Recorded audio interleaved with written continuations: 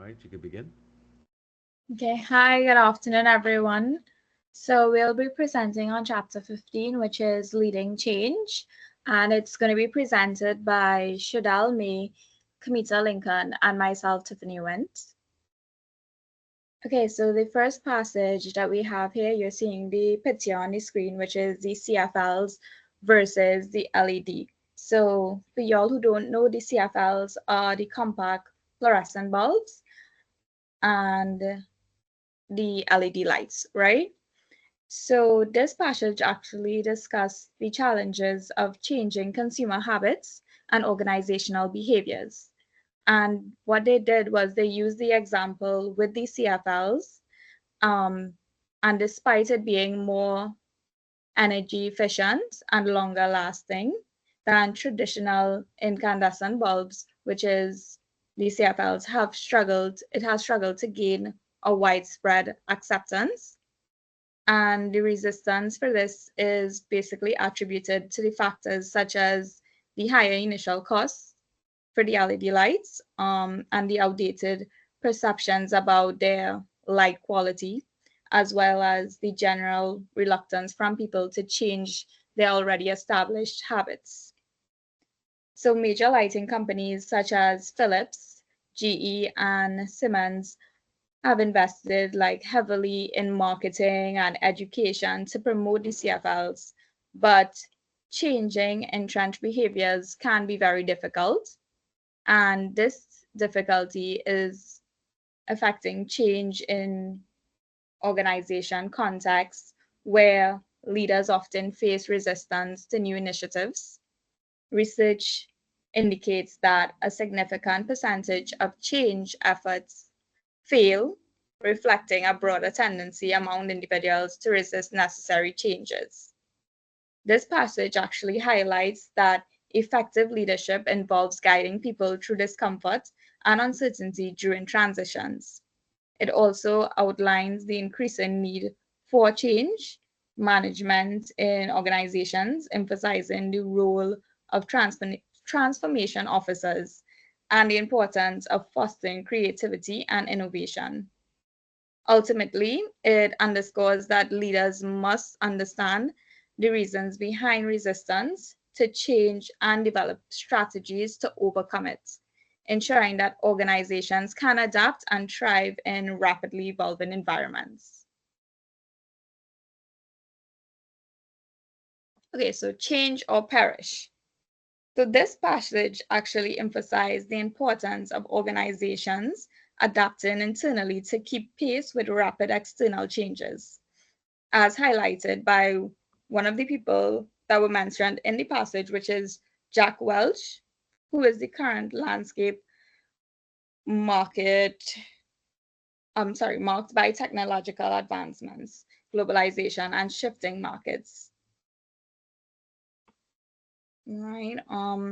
So this passage really goes on about effective change.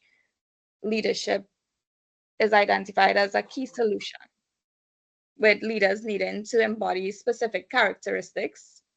So some of those characteristics are they should view themselves as change agents, demonstrate courage, trust employees' abilities, articulate adaptable values, learn from mistakes, and manage complexity, as well as possess a clear vision. One of the examples used within this passage as well was Barbara Wu, of Hewlett Packard, which she was a prime example of a successful change leader. She started in a mid-level position. She consistently sought improvement and inspired others to take ownership of their change initiatives. Her ability to empower individuals, coupled with her commitment to questioning the status quo, helped her contribute to significant changes at HP. So she was a mid-level position worker at HP. So it also helped to include, well, she also reduced the development of cycles and enhanced mentoring among the engineers within the company, right? This passage also concluded that effective leadership at all levels can facilitate necessary organizational change regardless of your formal position.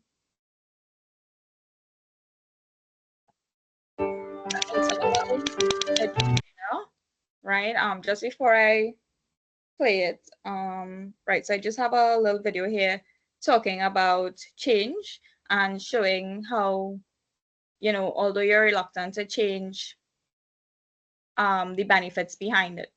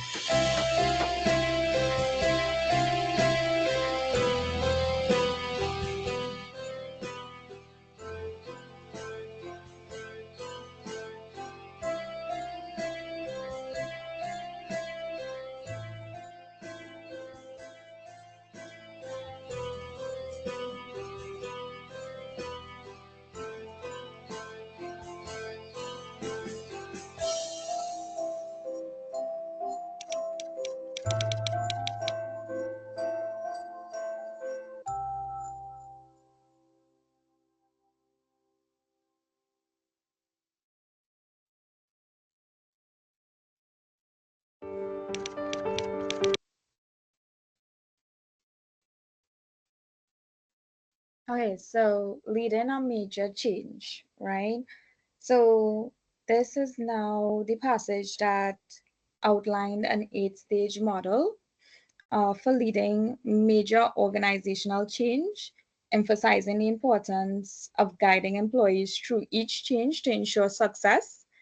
So leaders must recognize that change is a progress requiring careful management and significant time. And on the screen, you'll see the 8 stages laid out. The first one is to establish urgency. Leaders create awareness of the need for change which is often triggered by crisis. The second one is to form a coalition. A strong coalition of committed individuals is formed to support the change. Then we have step 3, which is the development of vision and strategy. Leaders articulate a compelling vision and strategies to achieve it. We have step 4, which is to communicate the vision. Leaders communicate the vision widely, and model the desired behaviors that they expect. the step 5 now, which is to empower the employees or empower the action. So obstacles to change are removed. Empowering employees with resources and authority comes into play here, right? Step 6, which is to generate short-term wins. Leaders plan for and celebrate visual improvements to maintain momentum. Number 7, which is to build on the momentum that was generated before.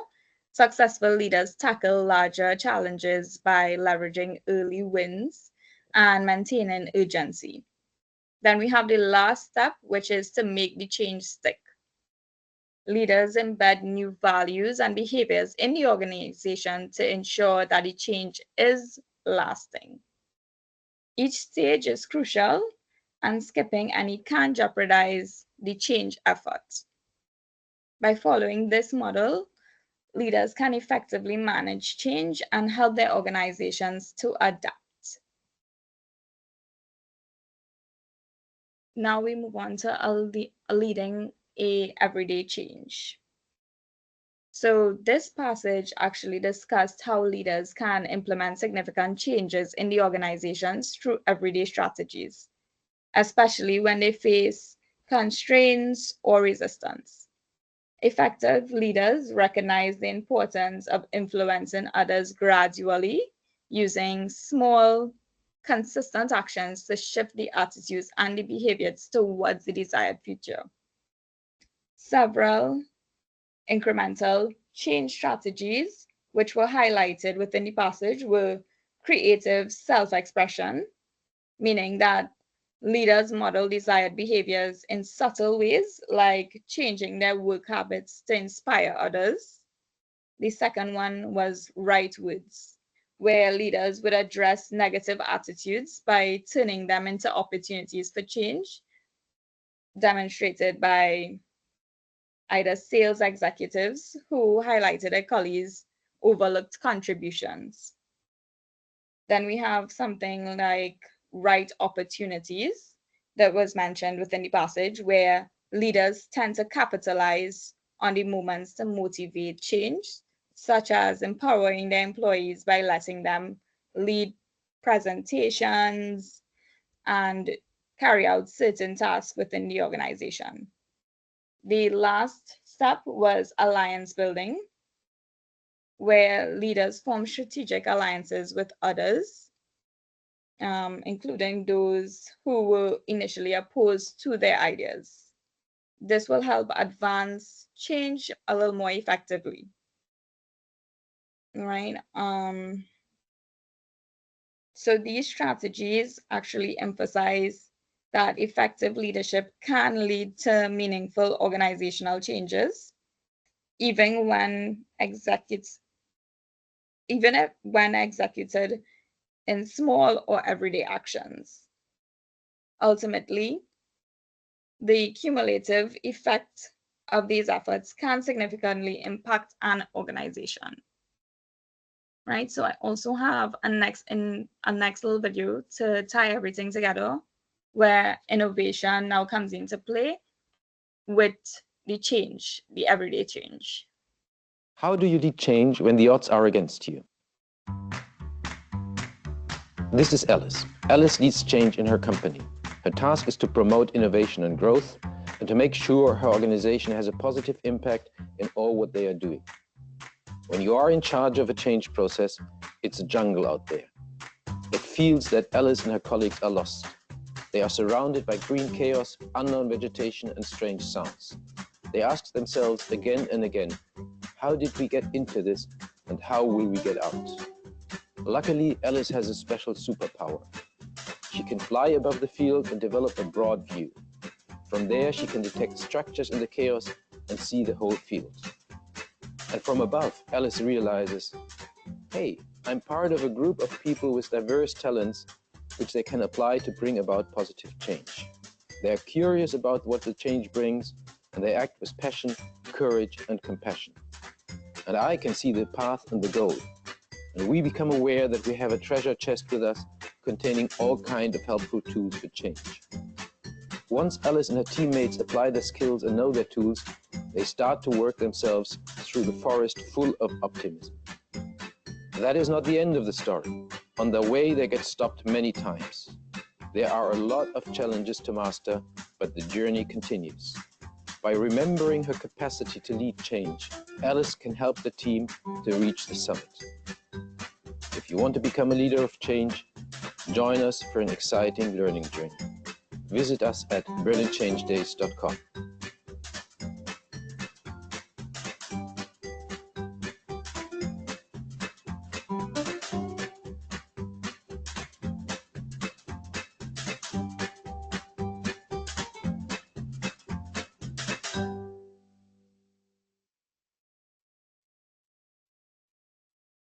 All right, so leading for innovation, I will now hand over to Kamita and she will take over from there.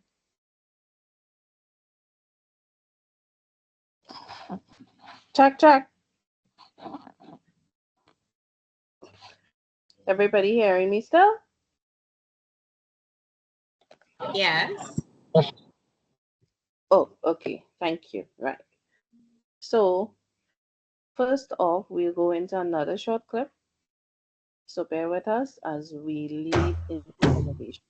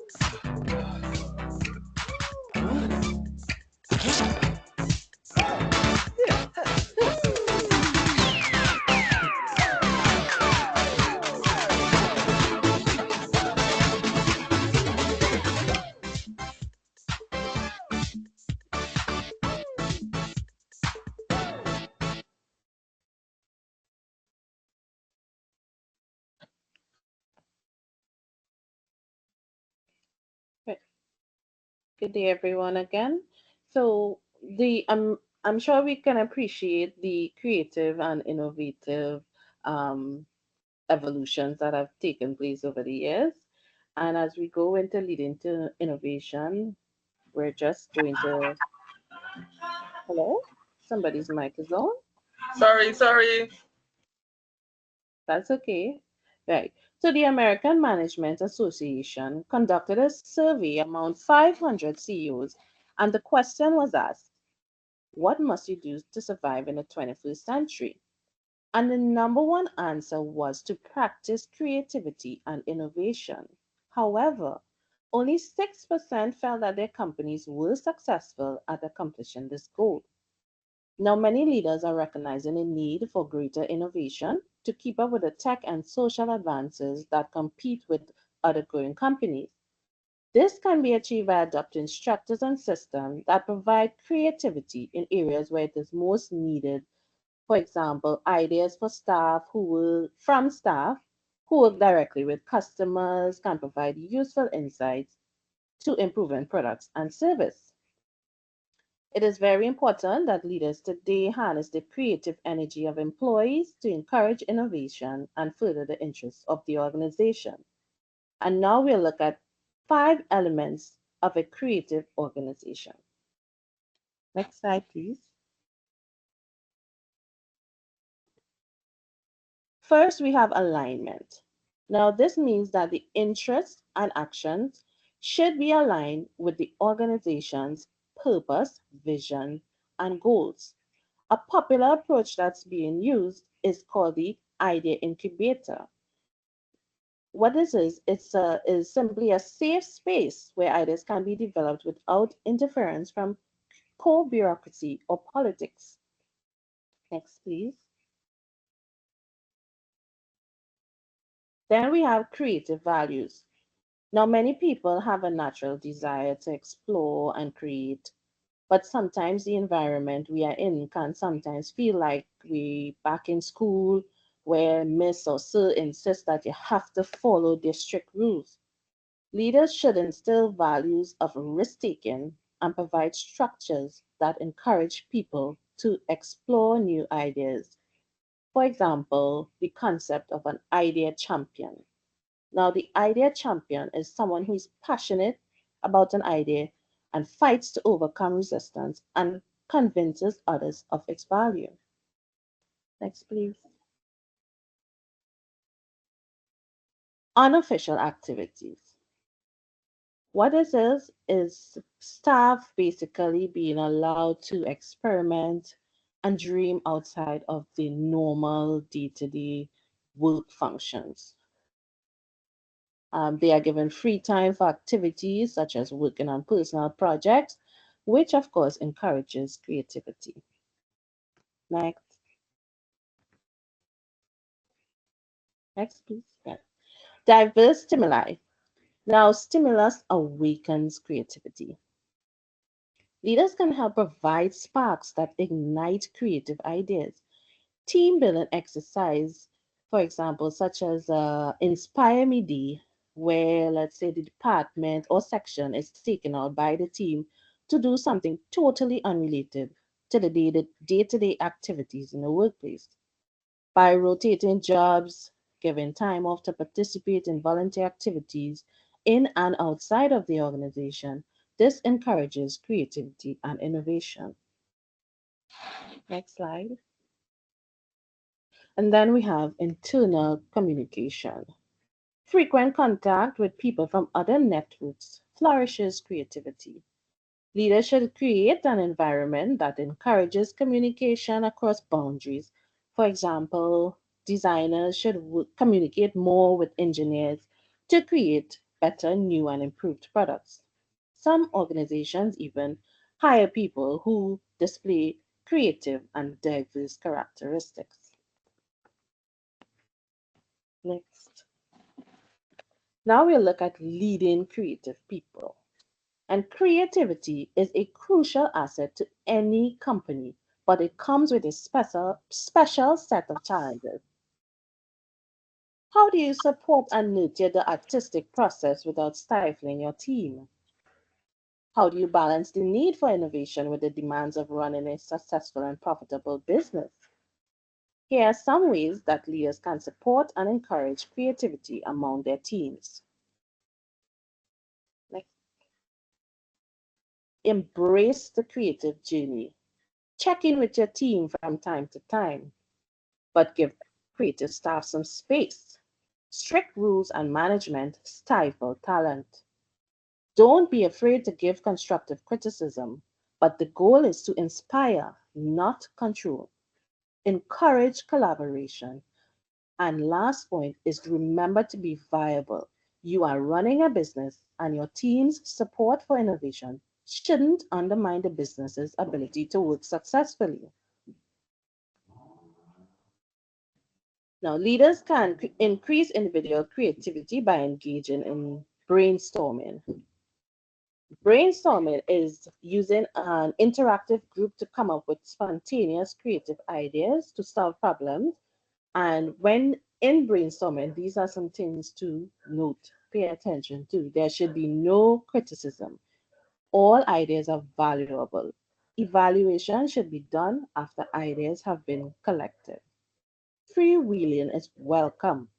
Staff are allowed to express any and all ideas. And of course, quantity. The more the merrier. This increases the chance of finding a solution. Recent approach being used as well is called the electronic brainstorming, which is also known as brainwriting, where one person writes an idea anonymously using some type of platform. Another person would read and add other ideas and so on. This method is effective because social inhibitions and concerns are avoided and people feel more comfortable to participate in sharing their ideas. It is also very useful for organizations that have other branches of their company around the world. Next slide. Right. Lateral thinking is another activity that increases creativity. Now, lateral thinking is a set of systematic techniques used for changing mental concepts and perceptions and generating new ones. You see, most people think in a somewhat linear pattern, which does not provide or encourage creative breakthrough. Lateral thinking solves problems by using unorthodox methods, which is the same thing as thinking outside the box. Leaders stimulate lateral thinking by providing people with opportunities to use different parts of their brain to make creative connections. This can be done by the reorganization of jobs and responsibilities, mixing people into different roles, and by hiring diverse people. Next, please.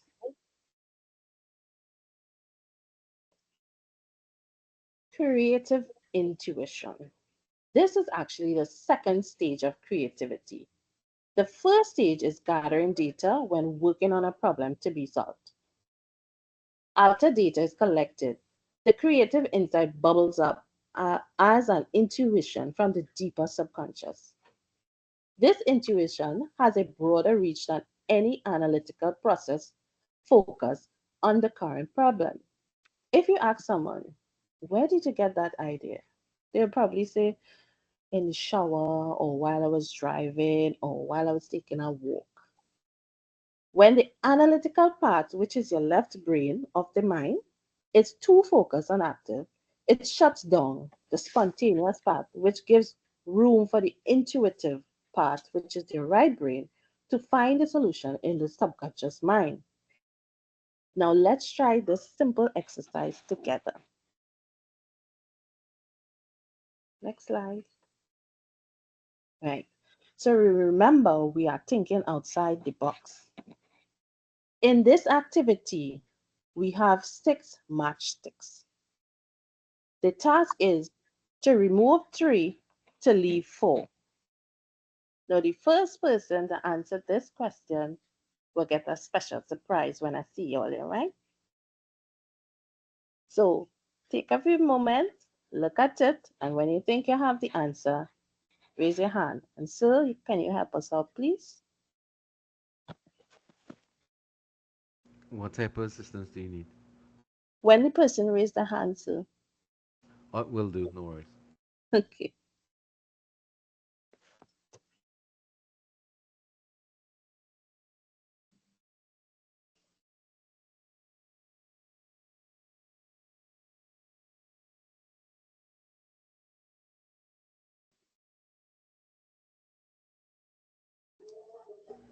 Nobody?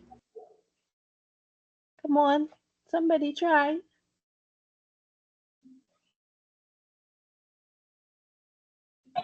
What you say we have to do here?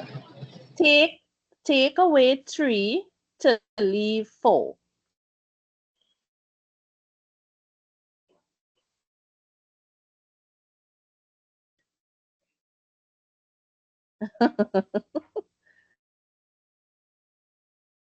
Nobody?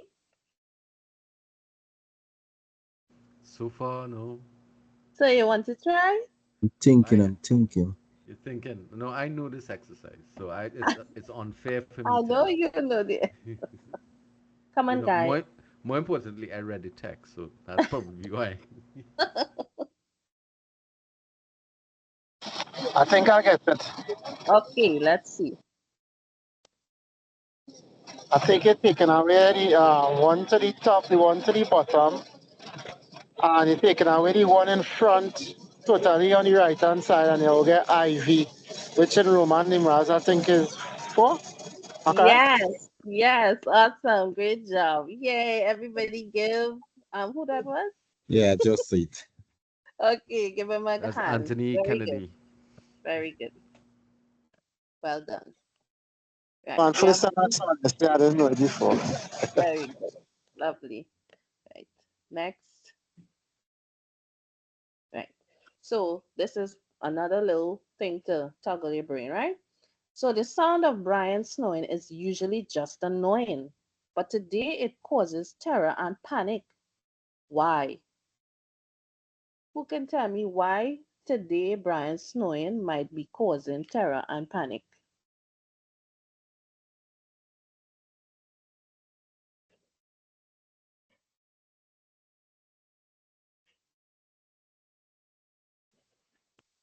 Because he's sleeping with somebody today, other than my son. No, but good answer. One more. Come on.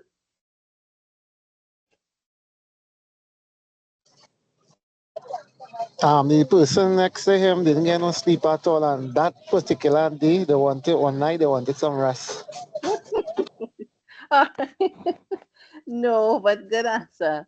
So the answer is that Brian is a bus driver, right? So if you can just imagine you going down the road in the bus, and all of a sudden your bus driver, Brian, starts to snore, right? So the example is just to show you that sometimes the answer is not the obvious thing, right? This is So funny. we'll continue We now. buy and Next. get the bed. We get the bed though. All right. So now at this time, I just would like to acknowledge some of the women who have made an impact on our society by excelling in their fields. Now, all of these women you'll see here are 2024 national awardees, and I believe that they should be celebrated for their innovative roles that they played in transforming society. So these two ladies here both received Hummingbird Medal for loyal and devoted service in any field of human endeavor and for gallantry or other humane action. On the left, we have Marissa Aguilera. For sports, she is, former West Indies and TNT cricketer. On the right, we have Miss Arlene Daniel, she received the award for culture, arts, and community development. She's also a retired teacher. Next slide. The lady on the left is Giselle Granger. She received the Bronze Award Medal for the Development of Women, awarded for outstanding contribution to development of women's rights and issues. So she's a farmer who grew up in St. Mary's Village, Moruga, where her family maintained several acres of land under cultivation for generations. She was one of the principal drivers behind One Family Farm at Puyi Road, which operated for decades, but evolved to an internationally recognized organic farm enterprise over the last 15 years. And on our right, we have the gold awardee, Rowena Martineau Pitt, Director of Tabitha's Home for Women and Children. Tabitha's Home mission is to restore, empower, and transform the lives of women by providing transitional housing in the form of self-contained housing units where women can rebuild their lives. So I thank you for listening, and now I will move on to Chabelle, who will finish with the presentation.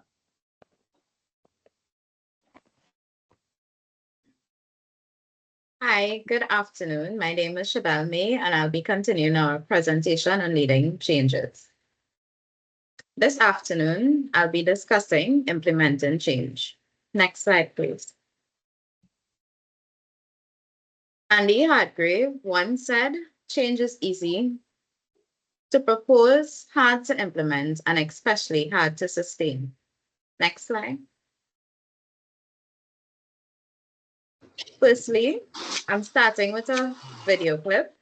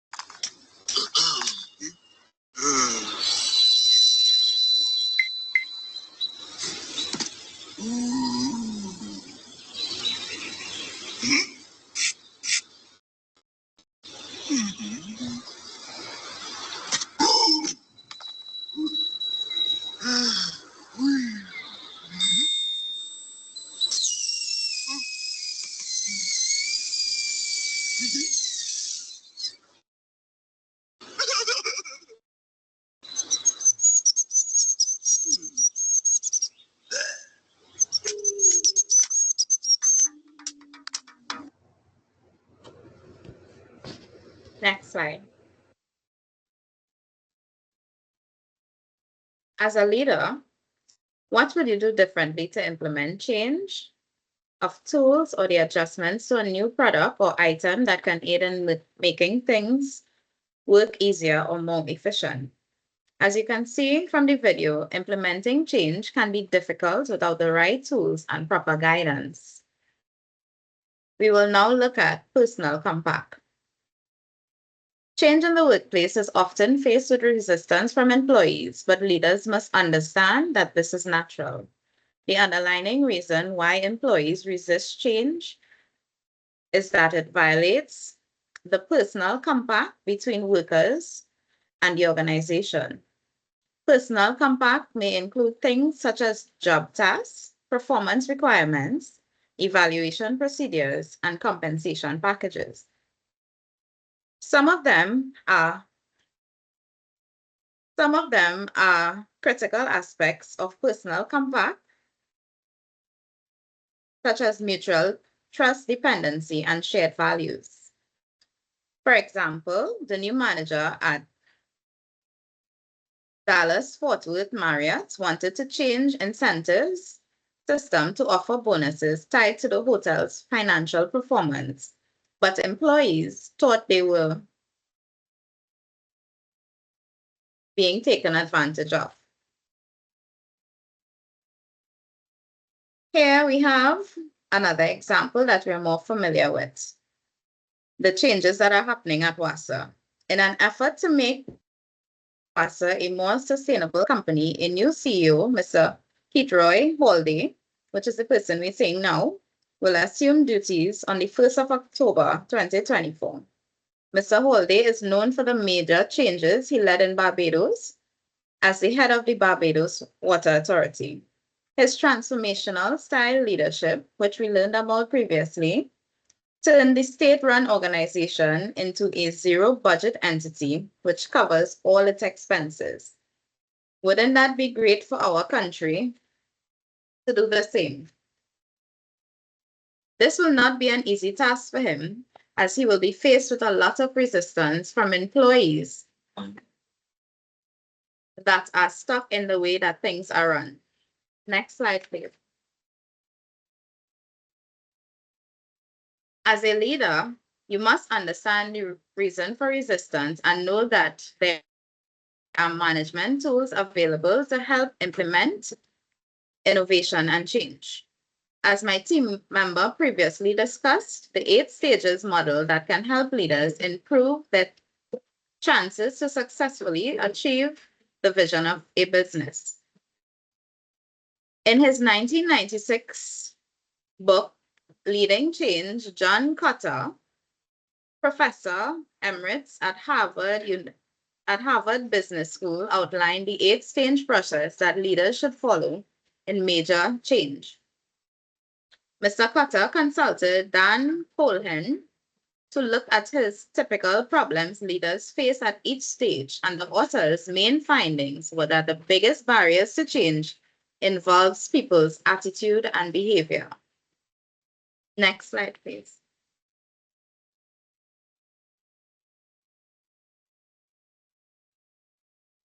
This passage describes the process of change. Change is a complex process that requires strong and sensitive leadership.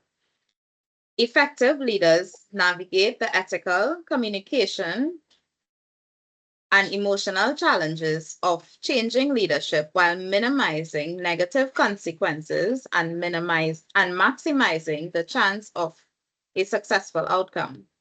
The focus should be on transparency, fairness, support, and a clear vision for the future. Leaders also use a number of specific implementation techniques to smooth the change process, such as communication and training. It is stated that open and honest communication is perhaps the single most effective way to overcome resistance to change because it reduces uncertainty and gives people a sense of control. It clarifies the benefits of change and builds trust. An example, the CEO of one information technology company embarked on a major change restructure. He held meetings with employees to explain the change and answer the questions to reassure people that they would not go into job losses. Face-to-face communication is a key element in overcoming resistance to change. Another key element is training of employees prior to the change. Training equips employees with the necessary skills and knowledge to perform their jobs safely and efficiently. Clear, concise, and accessible communication ensures that everyone understands their roles and responsibilities in the organization. It also makes the organization's goals and visions clear and concise. This improves productivity and fosters a sense of shared purpose. Participation and involvement. Involving employees in the decision-making process and organizational initiatives fosters a sense of ownership and commitment. When employees feel heard and valued, they are more likely to be engaged, motivated, and invested in the success of an organization.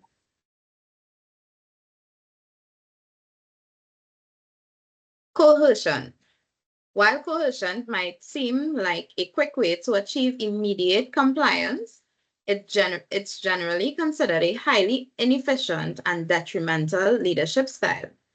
It relies on fear, intimidation, and threats to motivate employees, creating a negative and stressful work environment. While recursion undermines trust and collaboration,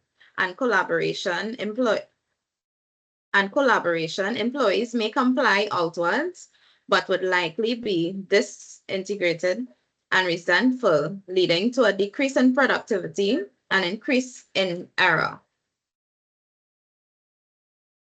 Next slide, please. Now let's discuss the two phases of change. The two phases of change in leadership refers to the dual nature of change in activities and their impact on individuals and organizations. These phases aren't necessarily opposing forces, but rather represent different aspects of the change process that leaders must manage simultaneously.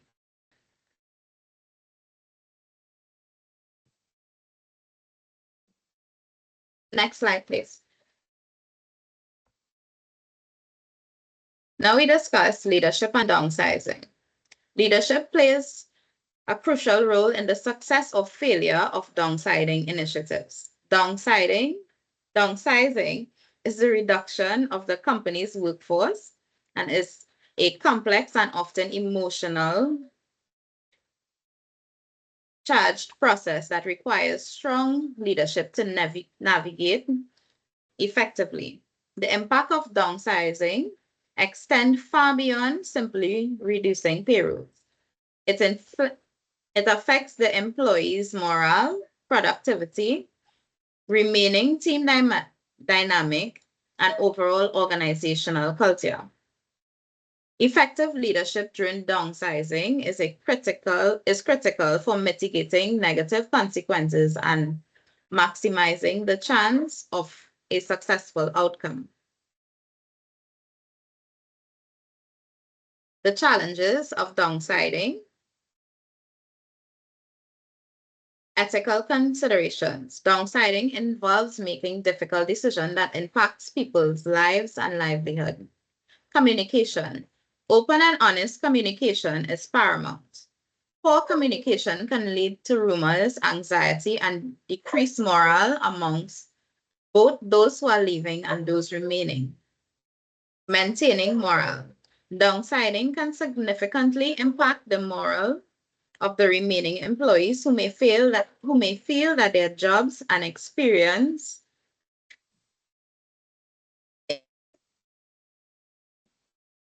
leaders must actively work to maintain morale, reassure employees, and foster a sense of stability and security. With managing change, leaders must manage the transition effectively, minimizing disruption and ensuring business continuity. Leaders must find ways to maintain or even improve productivity during this transition. How a company handles change can significantly impact the reputation. A poorly managed change can damage the company's image and make it more difficult to attract and retain the talent in the future. Next slide, please. To conclude, leaders encounter various challenges when making decisions. Here are some common ones. Leaders often have to shift through vast amounts of data and options, which can lead to confusion and difficulty in identifying the most relevant information. Discussions often involve uncertainties about outcomes. Leaders must weigh potential risks against the benefits, which can be daunting, especially in rapid changing environments. Leaders frequently face pressure to make quick decisions. This can lead to hasty conclusions without thorough analysis and potentially resulting in poor outcomes.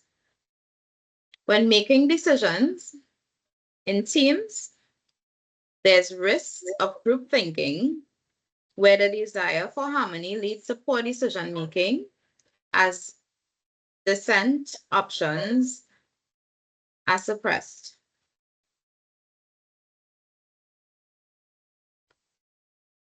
These challenges requires leaders to develop strong analytical, interpersonal, and strategic thinking skills to navigate effectively. Effective leadership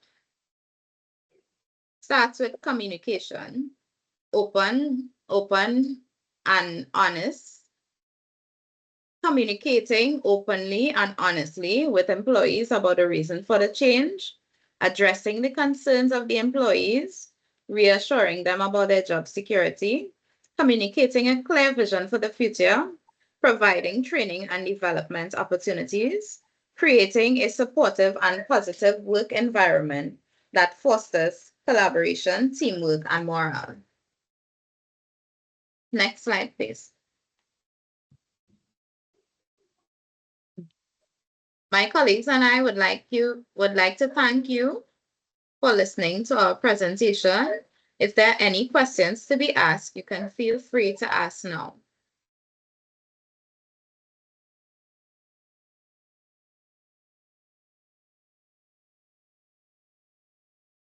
Okay, if there are no questions, I'd like to thank you all again and do have a blessed night.